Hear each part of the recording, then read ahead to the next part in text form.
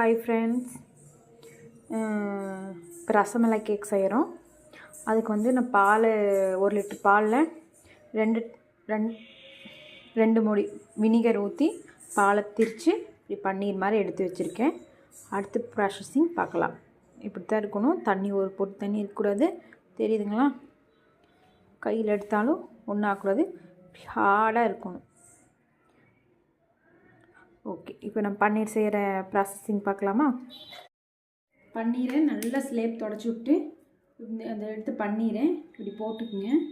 போட்டு இது கொஞ்சம் அப்படியே ஃபுல்லாக உடச்சி விட்டுட்டு இந்த ஹேண்ட் வந்து இப்படி தேய்க்கணும்.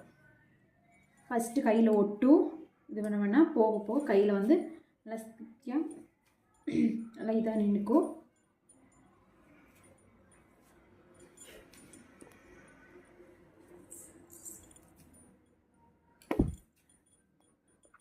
போய் இப்படி வரணும். இப்படி போயிட்டு இப்படி கொண்டு வரணும். இதெல்லாம் சேர்த்து எடுத்துகிட்டு வந்துடணும்.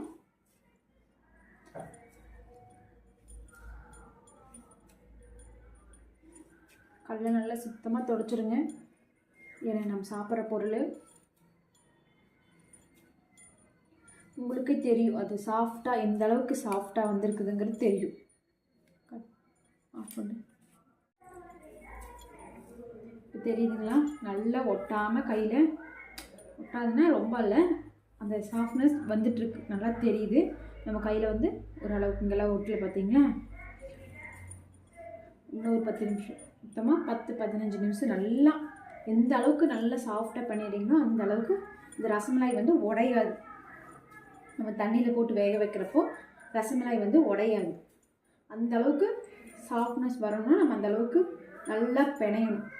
இழுத்து இழுத்து பிணைஞ்சால் மட்டும்தான் சாஃப்டாக ரசமலாய் வரும்.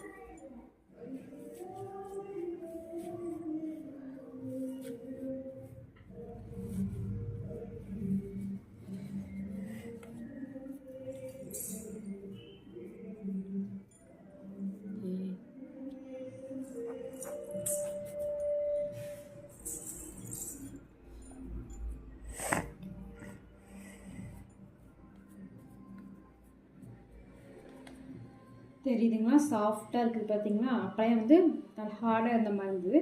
இப்போ பார்த்தீங்க சாஃப்டாக இருக்குது. கை வச்சா உள்ளே அமுத்துனா உள்ளே போகும்.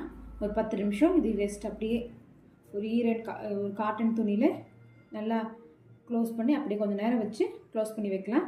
இது கொஞ்சம் நேரம் ஒரு 5 நிமிஷம் கழித்து காட்டுறேன். பிஸ்தா, பாதாம் இது நல்லா பொடி பொடியாக நறுக்கி வச்சுக்கலாம். இது ஒரு 50 கிராம், ஒரு 25 கிராம் கட் பண்ணி எடுத்துகிட்டு வரேன்.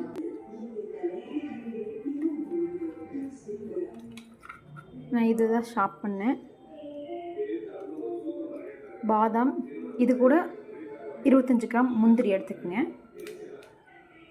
இது பிஸ்தா, இந்த பாதாம், இது முந்திரி, இதெல்லாமே கலந்து இது ரொம்ப அந்த பொடியாக இருக்கிறதெல்லாம் இது வந்து நம்ம பாலில் வந்து மிக்ஸ் பண்ணி தான் காய்ச்ச போகிறோம்.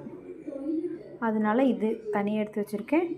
பிஸ்தா தனியாக எடுத்து வச்சுருக்கேன். கொஞ்சம் பட்டையாக இருக்கிறது அந்த டிசைன்ஸ் இது பண்ணுறதுக்காக பட்டையாக எடுத்து திரி வச்சுருக்கேன். மொத்தம் 3 விதமாக பண்ணி வச்சுருக்கேன். இல்லை அப்படி உங்களுக்கு இந்த மிஷின் இல்லை அப்படின்னா பரவாயில்ல, இது பண்ண தேவையில்லை. மிக்சியில் ஒரே ஒரு அடி அடிச்சிங்கன்னா, ரொம்ப அடிக்காதீங்க. இப்போ ரொம்ப சன்னமாக போயிடும். ஒரே அடிச்சில் நிறுத்திடுங்க. இப்படி குட்டி குட்டியாக பொடியாட்டு வந்துடும். இது குட்டி குட்டியாக நறுக்கி வச்சுக்கோங்க. இதையும் கத்தியில் இது பண்ணிங்கனாவே இது ஆயிடும். ஓகே, இது நம்ம வந்து கொஞ்சம் நேரம் அப்படியே வச்சுருந்தோம்.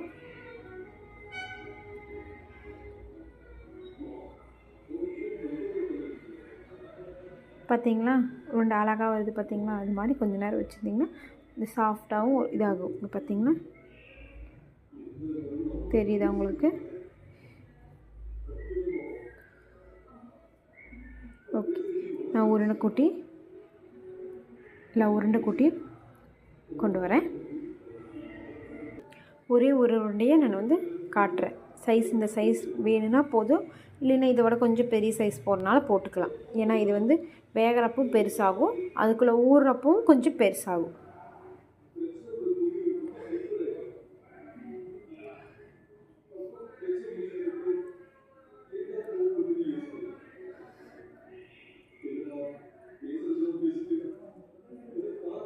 தெரியுதுங்களா?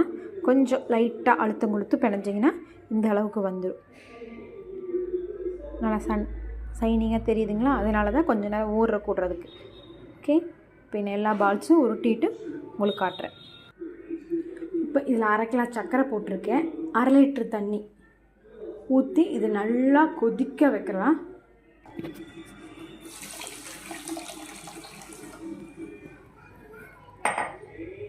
அரை லிட்டர் தண்ணி ஊற்றியிருக்கேன். 1/2 கிலோ சர்க்கரைக்கு 1/2 லிட்டர் தண்ணி ஊற்றுறப்போ ரெண்டு வந்து ஈக்குவலாக இருக்கும். அது கூட இன்னும் ஒரு சொம்பு தண்ணி.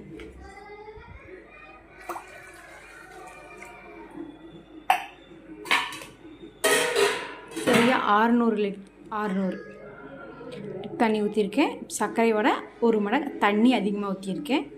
இது கம்பி பதகமோ இல்லை இது மாதிரி இல்லை, நல்லா கொதிச்சா போதும்.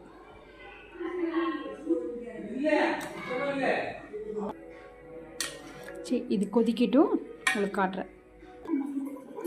ஓகே, உருண்டை கூட்டிட்டேன்.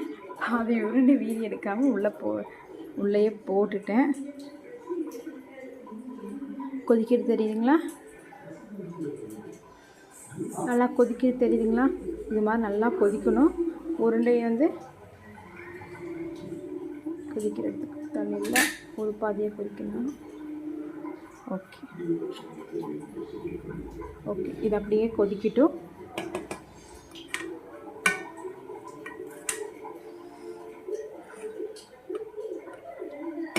நல்லா கொதிக்கட்டும்.